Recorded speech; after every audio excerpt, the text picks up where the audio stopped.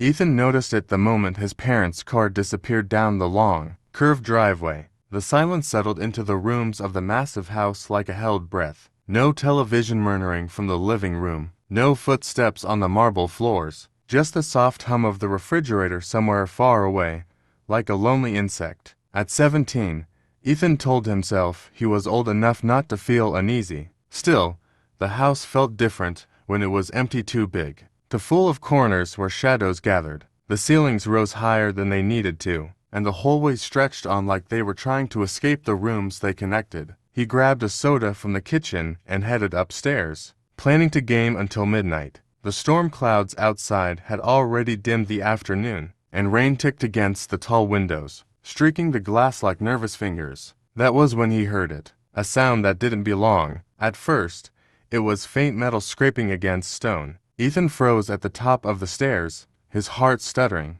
He waited, holding his breath, listening hard. The house answered with silence. Probably the wind, he muttered, though he knew better. The sound had been deliberate, careful. Then came a dull thud from the back of the house. Ethan's pulse quickened. Slowly, he crept to the balcony that overlooked the first floor. From there, he could see the front door, the living room, the massive windows that framed the storm outside. Everything looked normal, until the alarm panel flickered. The system had been disabled. A cold wave ran through him. His parents never turned it off when they left. Ever. Ethan backed away, his sneakers barely making a sound on the carpet. His phone was in his room. So was his charger. So was his sense of bravery. Apparently, because his hands were already shaking. Another noise echoed up the hall, this one unmistakable. A door opening. Someone was inside the house. Ethan ducked into his room and locked the door, twisting the knob until it clicked. He grabbed his phone, nearly dropping it as he dialed 911.